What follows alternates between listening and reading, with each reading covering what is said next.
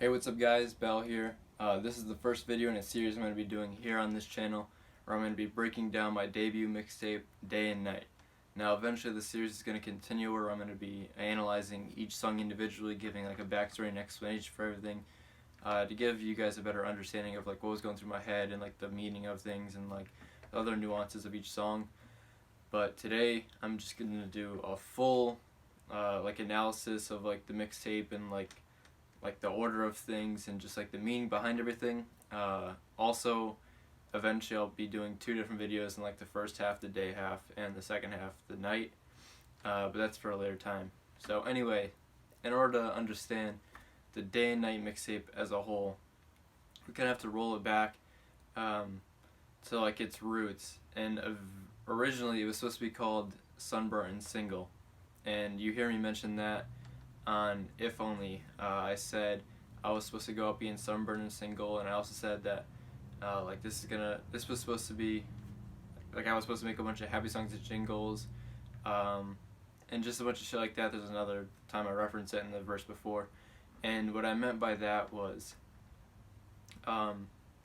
like I wanted to come out with like a summer vibey kind of album, like nothing that was like too technical or too lyrical, like something that just like sounded good and like it flowed nice, as opposed to just like showing like everything that I can do. On top of that, there was a couple songs that were originally on it.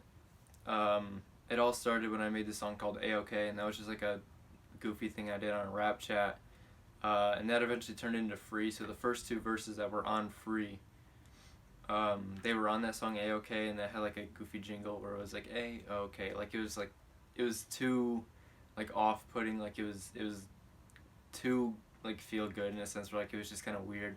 So I had to like find a different sample and shit like that, and add another verse, added a different chorus, and that became like Logic's Yuck and shit like that. And then there was also Let's Get Lost. That stayed, you know, the way it came out the first time, like the whole way through. That never changed. Alone with Myself, that got a new beat, and I wrapped it up a little bit different. And then there was also a song called Sunburnt and Single, which was going to be the title track.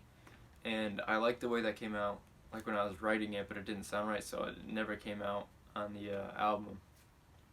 So eventually I started writing things that were more personal and diving into like issues I was dealing with, like my tendency to like have regrets and like just a whole storm of like social anxiety and shit like that.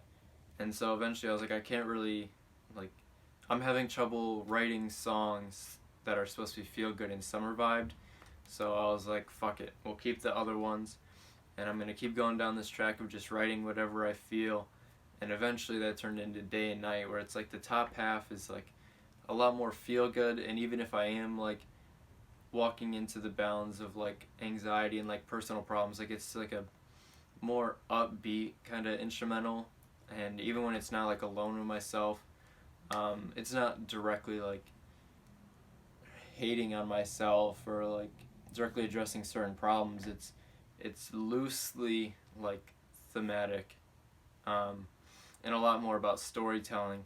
Whereas the night half, when I do go into things, it's very critical and harsh against myself, and I don't know, just.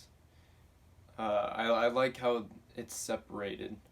I think if I didn't call it Day and Night and there wasn't like a known like separation between the two halves with the sunset interlude, it would kind of, the songs were gonna fill out about the same way. Like I don't think I'd put some of the tracks with some of the tracks on top, and so it kind of just like naturally like single, or it naturally like filed itself out that way.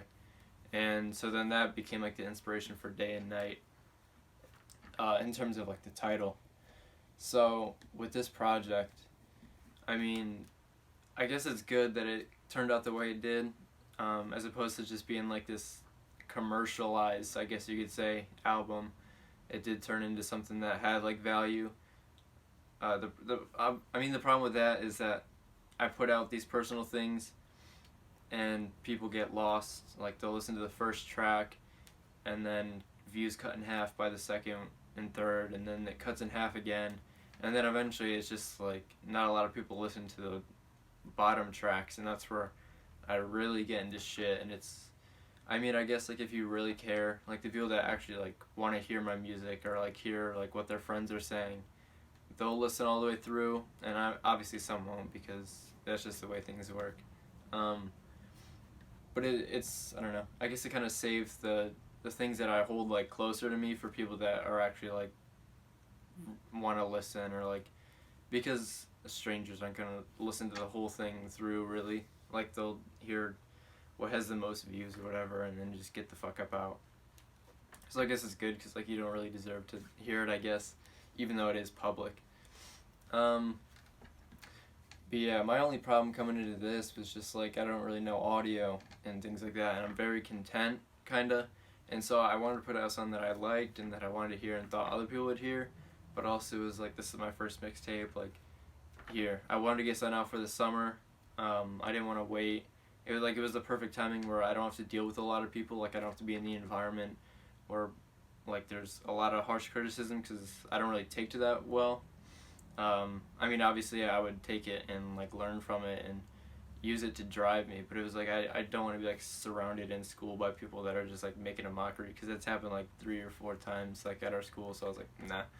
And then it's like before college, so it's like, here, listen to it, and I don't really have to deal with you guys, and I can kind of just do my own thing, and that's kind of important just because. I mean, if I did put it on the school year, I'd have more shit to write about for the next one. Probably more inspiration. Not that I really need it because I'm a harsh critic of myself anyway. But yeah, I mean, I love the samples on here, all the instrumentals and shit. I picked like stuff that I already knew that I like some G-Eazy, some Logic samples, some stuff that was already gonna, some shit that was already gonna slap. But just going through like tight beats and like looking for summer vibe like beats and shit, I found some nice ones, and I don't know, I just like how it turned out, and yeah, that's it. So next video is either going to be, I mean, at this point I don't even know if I have to do like a day or a night like split, but we'll see. But I definitely want to go into each individual track, and I hope you guys are coming along for the next one. See ya.